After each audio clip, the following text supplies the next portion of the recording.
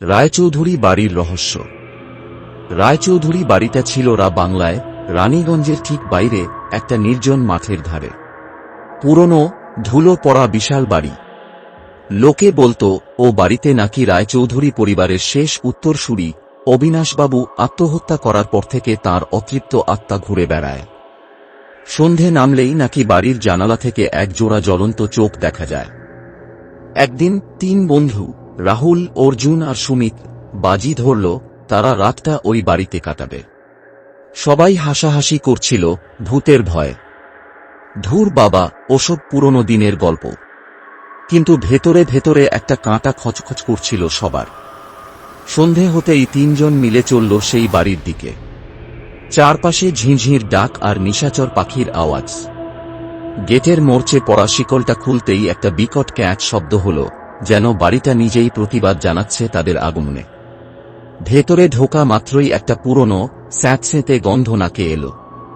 মনে হল শতাব্দীর পর শতাব্দী ধরে কেউ এখানে প্রবেশ করেনি। তারা প্রথম তলায় একটা বড় হলঘরে ঢুকল। চারপাশে মাকড়সার জাল, আসবাবপত্র ভাঙাচোরা অবস্থায় পড়ে আছে।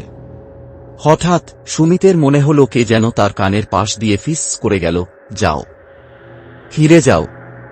সুমিত চমকে উঠল, কিন্তু রাহুল আর অর্জুন হাসল, কিরে, এখনই ভয় পেয়ে গেলি নাকি?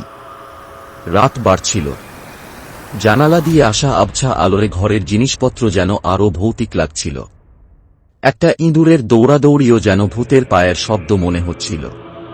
মাঝরাতে হঠাৎ একটা বিকট শব্দে সবাই চমকে উঠল। শব্দটা আসছিল দোতলার দিক থেকে, যেন কিছু একটা ভেঙে পড়ল। রাহুল একটু সাহসী বলল, চল দেখে আসি কি হল।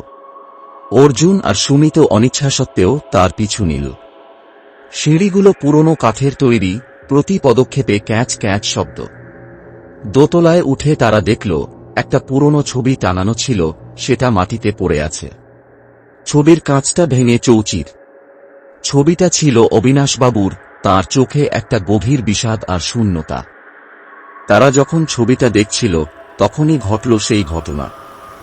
ঘরের কোণে রাখা একটা দোতলার পুরনো আলমারির পাল্লাটা ধীরে ধীরে খুলতে শুরু করল। ভেতরে অন্ধকার। রাহুল টর্চ মারতেই দেখল আলমারির ভেতরে একটা আলখেল্লা পরা মূর্তি। মূর্তিটা ধীরে ধীরে তাদের দিকে এগোতে লাগল। মূর্তির মুখ দেখা যাচ্ছিল না, শুধু দুটো জ্বলন্ত লাল চোখ। ৩ বন্ধুর হাত পা ঠান্ডা হয়ে গেল। তারা প্রাণপণে চিৎকার করে দৌড়াতে শুরু করল। পিছন থেকে একটা শীতল হাসি ভেসে এলো, কোথায় পালাচ্ছ? তারা ৩ জনে পড়িমড়ি করে দৌড়ে বাড়ির বাইরে বেরিয়ে এলো। পিছনে ফিরে তাকানোর সাহস ছিল না কারো। পরদিন সকালে যখন সূর্যের আলো ফুটল, তখন তারা দেখল তাদের জামাকাপড় আর শরীর কাদায় মাখামাখি। তাদের চোখে মুখে ছিল এক বিভীষিকার ছাপ। এরপর থেকে তারা আর কোনোদিন ভূতের গল্প নিয়ে হাসাহাসি করেনি, আর রায়চৌধুরী বাড়ির ধারে কাছেও যায়নি।